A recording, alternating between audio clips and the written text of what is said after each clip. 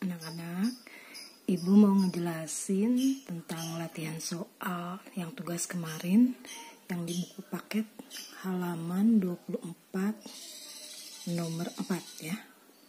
Nah, ini gambarnya sudah Ibu pindahkan ke buku tulis. Diketahui ini ada rangkaian 2 loop dengan 3 hambatan luar dan 2 hambatan dalam. Hambatan dalam itu R kecil ya, R1 dan R2, R kecil. Hambatan dalam adanya di sini pada baterai ya, ini baterai. Yang pendek ini negatif, yang panjang ini positif. Masing-masing baterai ini tegangannya ada 10 volt dan 12 volt. Pertama kali yang harus kita lakukan adalah menentukan arah arusnya dulu. Biasanya arah arus itu dari kutub positif yang ini ke kutub negatif. Makanya kita tentukan arah arus ini ke sini. Ini pakai tanda panah I1. Kemudian ke sini kita sebut sajalah I2 dan ke atas adalah I3. Jadi arus I1 ini yang masuk, I2 dan I3 adalah yang keluar. Nah, setelah menentukan arah arusnya kemana, itu bebas terserah kita ya. Kalau kamu mau menggambarkannya di sini, di percabangan ini boleh ya. Kita tentukan arah loop yang keduanya. Arah loop biar sama, biar lebih memudahkan untuk berhitung, kita tentukan arah loop ini yang searah aja dengan arah arus ke sini, arah loopnya. Ya, arah loop itu berarti dari sini. Ini loop pertama ya, ke 1. Kemudian loop yang kedua, arah arusnya kemana? Kita mau ke sini boleh. Pemisalan ini kita yang menentukan. Kalau kita mau kebalikannya juga nggak apa-apa. Hasilnya akan sama sepanjang kita menghitungnya benar. Oke. Setelah menentukan arah arus dan arah loop, kemudian baru kita ke hukum 1 Kirchhoff ya. Hukum 1 Kirchhoff. Hukum 1 Kirchhoff ini adalah I masuk, arus masuk sama dengan I keluar. Arus masuk adalah I1, arus keluar I2 dan I3. Berarti I1 sama dengan I2 plus I3. Itu lihatnya dari sini. Ya, lihatnya dari sini. Kemudian satu-satu kita cari di loop 1, cari persamaan ya. Di loop 1 itu adalah segitiga. Kalau kita kasih tanda dulu di sini ya. Ini A, B, C, D, E, F. Nah, loop 1 itu adalah ini. Segi 4 A, B, E, F. Jadi di sini segi 4 A, B, E, F. Nah, menurut hukum 2 Kirchhoff,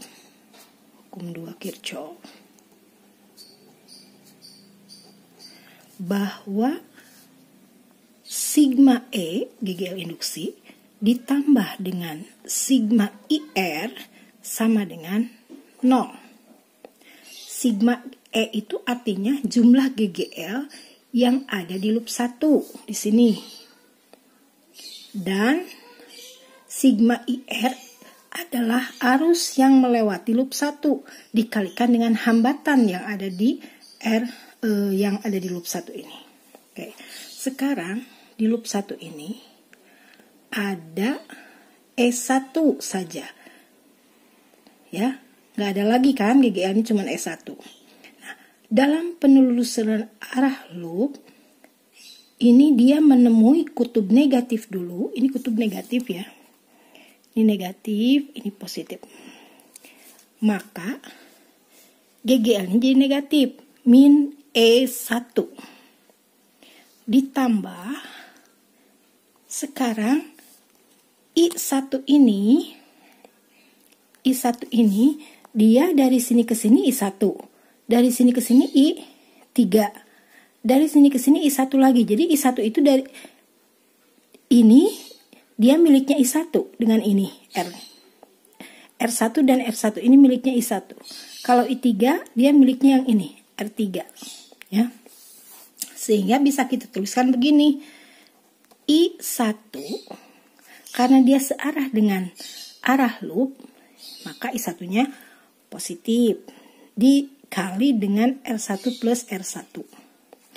I3 juga searah dengan arah loop, berarti plus I3 dikali dengan R3 sama dengan 0. Sama dengan 0. Ya, min E1 plus I1 R1 plus R1 kecil hambatan dalam ditambah I3 R3 sama dengan 0. Jadi yang dimaksud dengan sigma IR ini adalah jumlah perkalian arus dikali dengan hambatan seluruhnya yang ada di loop 1. Nah, kemudian kita masukkan nilainya. E1 itu nilainya 10 volt. Berarti di sini kita tuliskan min 10 plus I1 belum ada nilainya. R1 nilainya 0,3. Kemudian R1 kecil 0,2. Ditambah dengan I3 belum ada nilainya. Dikalikan R3 nilainya adalah 1,5 sama dengan 0. Ini nanti akan menjadi min 10 plus 0,3 tambah 0,2 0,5 I1 plus 1,5 I3 sama dengan 0. Min 10 kita pindahkan ke sini. Jadi tandanya positif, pindah ruas. 0,5 I1 plus 1,5 I3 sama dengan 10. Nah, ini kita sebut sebagai persamaan ke-1. Ya. Persamaan duanya dari mana?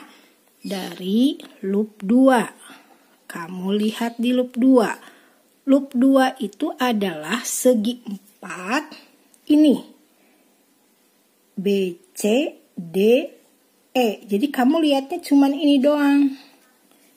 Jadi ini adalah segi 4 B, C, D, E.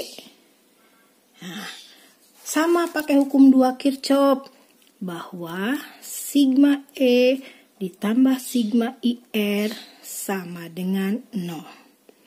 Kita lihat di sini. Arah loopnya kan ke sini. Dia menemui kutub negatif dulu. Maka E-nya, E2-nya adalah negatif. Jadi, min E2, kemudian lihat I2-nya. I2 ini dia berlawanan dengan arah loop. Berarti kan arah loopnya ke sini. I2 apa ini? I2-nya ke kanan, arah loopnya ke sini berlawanan sehingga I2-nya negatif. Kita tuliskan min I2 dalam kurung R2 plus R2 karena kan ada hambatan dalam ya. Ada ini. Nah, sekarang I3 dengan arah loop dia searah. Kalau searah maka positif. Jadi di sini tambah dengan I3 R3 sama dengan 0. Nah, setelah itu masukkan nilainya. Min E2-nya 12 dikurangi I2-nya belum diketahui. R2 adalah 0,5 dan R hambatan dalam 0,25 plus I3 adalah belum diketahui sama R3 nya 1,5 sama dengan 0. Oke. Ya. Setelah itu yang min 12 nanti pindahin ke sini biar jadi positif ya, pindah ruas. Ini 0,5 tambah 0,25 adalah 0,75. 0,75 I2. Ini plus 1,5 I3 sama dengan 0. Sama dengan 12. Yang 12-nya udah pindah ke sini. Sama dengan 12. Nah, ini kita lihat persamaan kedua. Ya. Ini belum selesai nih. Segini-segini dulu. Kita lanjut ya. Dari persamaan 1, 0,5 I1 plus 1,5 I3 sama dengan 10. Kemudian dari hukum 1 Kirchhoff bahwa I1 itu sama dengan I2 plus I3. Kemudian dimasukkan ke dalam persamaan ini 0,5 I1. I1-nya ganti dengan I2 plus I3. Ya. Ininya tetap samaan. Maka ini 0,5 kali I2 ditambah dengan 0,5 kali I3 ditambah dengan ini sama dengan 10. 0,5 I2 ditambah dengan ini I3 dengan I3 bisa dijumlahkan. 0,5 tambah 1,5 adalah 2. Jadi 0,5 I2 plus 2 I3 sama dengan 10. Persamaan satunya bisa kita tulis ini. Kemudian nanti kita eliminasikan. Kenapa harus diganti dengan I2 dan I3? Biar sama dengan persamaan kedua. Karena persamaan kedua itu ini. Min 0,75 I2 plus 1,5 I3 sama dengan 16. Jadi biar sama I2, I3. Persamaan satunya juga I2, I3. Jadi biar bisa ada yang dihilangkan satu ya. Nah, ini kan angkanya nggak beda ya. Biar hilang, maka harus disamakan nanti. Kemudian untuk memudahkan perhitungan biar nggak ada angka yang di belakang koma, kita kalikan 2 aja. Jadi dua-duanya kita kalikan 2. Yang ini kali 2 semua.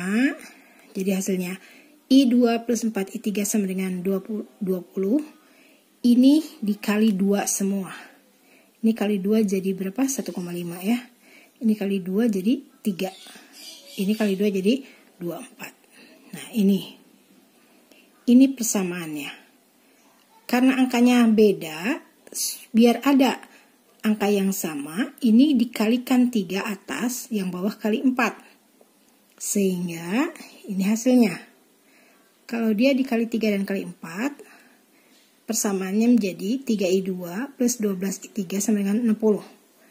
Min 6I2 plus 12I3 sama dengan 96. Jadi ini ada angka yang sama sehingga ini bisa kita hilangkan dengan cara dikurangi. Nah, dikurangi 3 dikurangi min 6 jadi 9 ya I2. 12 kurangi 12 0. 60 kurangi 96 min 36.